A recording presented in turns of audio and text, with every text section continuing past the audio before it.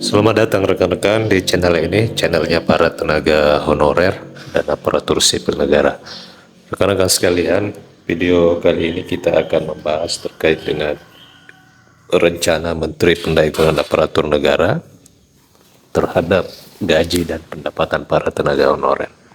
Informasi selengkapnya ayo disimak dan ditonton secara lengkap agar rekan-rekan sekalian bisa menerima informasi secara utuh dan menyeluruh.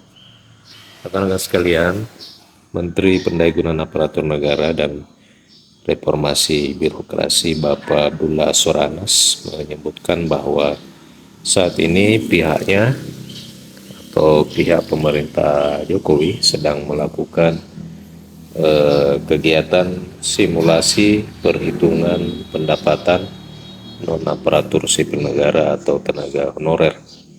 Hal tersebut terkait dengan salah satu rencana kebijakan pemerintahan, yakni melakukan penghapusan terhadap tenaga honorer pada tanggal 28 November tahun 2023. Ia menyebutkan bahwa setidaknya terdapat sekitar 10 pemerintah daerah atau Pemda yang akan disimulasikan perhitungan pendapatan non-ASN-nya. Menurut dia, perhitungan ini penting agar tidak memberikan beban baru kepada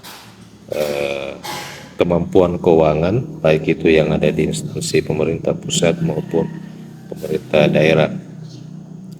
Ia menyebutkan bahwa persoalan tenaga honorer sesuai dengan arahan dari Bapak Presiden Joko Widodo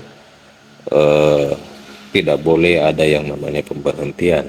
Maka semua skema sekarang sedang disimulasikan. Jadi rekan-rekan sekalian, Menpan, dari apa yang dikatakan Menpan ini bahwa skema penyelesaian tenaga honorer saat ini sedang disimulasikan termasuk ke dalam pemberian kebijakan penggajian atau pendapatan dari para tenaga honorer.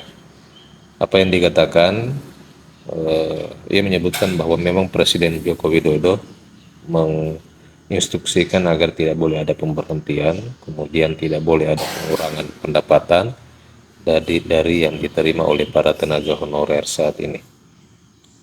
Rekan sekalian, sementara itu pelaksana tugas Kepala Biro Humas PKN Yuswinarto Setiaji menyebutkan bahwa tidak akan ada pengangkatan langsung menjadi pegawai bagi para tenaga honorer. Jadi ini sudah ditegaskan oleh BKN, memang untuk pengangkatan honorer menjadi P3K itu tidak secara otomatis, akan tetapi para tenaga non-ASN ini tetap harus melalui seleksi, baik itu CPNS maupun calon pegawai pemerintah dengan perjanjian kerja. Jadi seleksi itu sesuai dengan peraturan yang atau kebijakan seleksi aparatur sipil negara yang selama ini sudah berjalan, yakni melalui seleksi kompetensi dasar. Rekan-rekan sekalian, demikian informasi terkait dengan kebijakan Menpan yang saat ini memang masih melakukan simulasi penggajian dan pendapatan para tenaga honorer. Sementara itu untuk pengangkatan honorer menjadi P3K ternyata tidak secara otomatis diangkat, akan tetapi tetap melalui tahapan seleksi. Demikian informasi pada video kali ini. Terima kasih telah menyaksikan. Sampai jumpa di video berikutnya.